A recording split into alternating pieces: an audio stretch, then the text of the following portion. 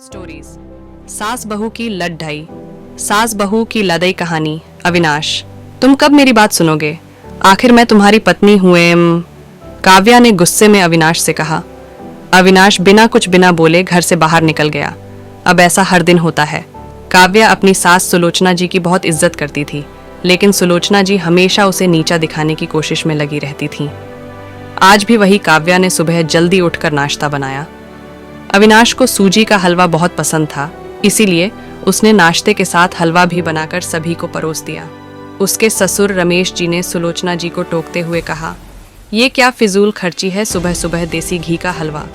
सुलोचना जी ने काव्या को डांटते हुए पूछा, क्यों बहू, ये देसी घी क्या तेरे मायके से आया है? मां जी, वो इन्हें हलवा बहुत पसंद है, इसलिए थोड़ा सा बनाया है। यह कहकर काव्या अविनाश की तरफ देख रही थी, शायद वो कुछ बोलें। तभी सुलोचना जी ने कहा, मैं सब जानती हूँ, न मेरे बेटे का बहाना करके खुद खाने का मन होगा। अविनाश चुपचाप नाश्ता करते रहे। काव्या की आंखों से आंसू छलक गए। इससे ज़्यादा बुरा तब लगा जब अविनाश बिना हलवा खाए ही ऑफिस के लिए चल दिए। काव्या घर का काम समेटने में लग गई। इधर सुलोचना जी बाहर ड्राइंग रूम में बैठकर बड़बड़ाती रहीं। काम करके काव्या अपने कमरे में जाकर रोने लगी। कितने नाजों से पाला था उसे उसके पापा ने। उसे आज भी याद है, एक बार उसने गाजर के हलवा बनाने के लिए कहा था, लेकिन मौन ने सूजी का हलवा बना दिया था। पापा को जब यह पता लगा तो वे तुरंत बाजार गए। वहाँ से ढेर सारा गाजर का हलवा लाए थे और उस दिन बिना कहे 2-3 दिन में गाजर का हलवा बनने लगा। आज उसे सूजी के हलवे के लिए कितनी बातें सुनाई जा रही हैं। उसे गुस्सा सास ससुर पर नहीं, अविनाश पर था, जो कि कुछ नहीं बोल पाए। घर आकर उसने बहुत मुश्किल से घर का काम निपटाया। उसके बाद अपने कमरे में जाकर गुमसुम बैठ गई। उसकी आंखों से आंसू बह रहे थे। अविनाश अपने ऑफिस के काम में लगे हुए थे। जब वे सोने आए तो काव्या से पूछ बैठे, क्या बात है आज फिर? मौं की कोई बात बुरी लग गई जो आंसू बह रही हों? काव्या अपने को रोक नहीं पाई और उसने रो रो कर सारी बात अविनाश को बता दी। क्या मौं पिताजी को यहाँ ले आई?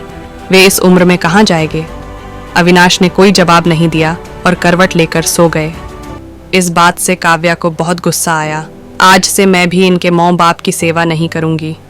देखती हूँ कौन इनकी सेवा करेगा। रोते रोते काव्या सो गई। 2-3 दिन बीत जाने पर उसकी चिंता बढ़ती जा रही थी।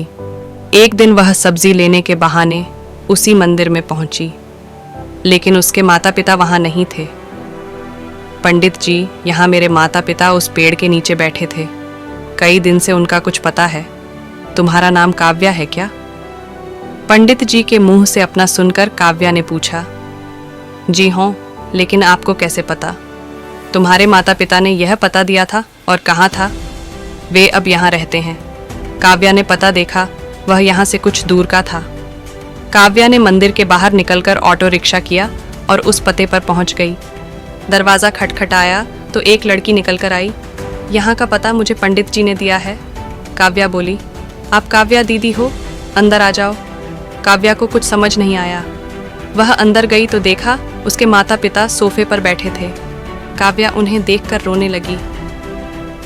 बेटी, अब क्यों रो रही है? तेरे कारण हमें यह मकान मिल गया। काव्या आश्चर्य से उनका चेहरा देखने लगी। लेकिन मौं, आप यहाँ कैसे? और ये लड़की कौन है? तब उसकी मौं ने कहा, बेटी, तुझे याद है, तेरी शादी के बाद तेरी सास ने 40 लाख की डिमांड की थी। दामाद जी को बिजनेस खोलना था, इसलिए तेरे पिता ने उनकी डिमांड पूरी कर दी थी, जिससे कि तू सुखी रहे। जब तू हमसे मिलकर गई उसके अगले दिन दामाद जी आए। उन्होंने तेरे पापा के पैसे लौटा दिए, क्योंकि उन्होंने कोई बिजनेस शुरू नहीं किया था। तेरे पापा ने मना भी किया, लेकिन वे नहीं माने। उसके बाद उन्होंने प्रॉपर्टी डीलर से मिलकर 2 दिन में ये मकान खरीद दिया। 7-5 लाख रुपए बच गए। इससे उन्होंने ये लड़की नौकरी पर रखवा दी, जो हमारी केयर करेगी। लेकिन मौं, उन्होंने मुझे तो कुछ नहीं बताया। काव्या की आंखों से आंसू बह रहे थे। वह रोते हुए वहां से अपने घर आ गई।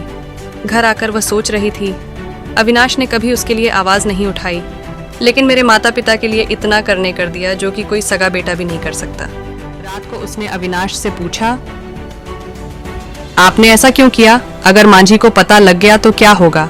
अविनाश का जवाब सुनकर काव्या रोने लगी। अविनाश ने कहा, जैसे तुम्हारे लिए ये माता पिता हैं, वैसे ही मेरे लिए भी तो वो माता पिता हैं। मैंने पैसे लेते समय ही सोच लिया था कि एक दिन ब्याज के साथ सारे पैसे लौटा दूंगा, लेकिन जब बिजनेस शुरू नहीं हो पाया तो मैं इन पैसों को अपने पास रखकर सही समय आने का इंतजार कर रहा था। अगर मैं तुम्हारे माता पिता को अपने घर ले आता तो उनका आत्मसम्मान हर दिन उन्हें धिक्कारता। बेटी के घर वे रहना पसंद नहीं करते, वे अपमानित ना हो, इसलिए मैंने ये सब किया। अविनाश, मुझे माफ कर दो। आज तक मैं तुम्हें गलत समझती रही। तभी पीछे खड़ी सुलोचना जी बोली, बेटी, वह पैसा हमने उधार लिया था, वह तुम्हारे पिता की अमानत थी। मैंने और अविनाश ने पहले ही फैसला किया था कि ब्याज के साथ तुम्हारे पैसे लौटा देंगे। चल अब सो जा, सुबह नाश्ता टाइम पर नहीं बना तो अच्छा नहीं होगा। उनकी बात सुनकर काव्या, अविनाश और सुलोचना जी जोर से हंसने लगे।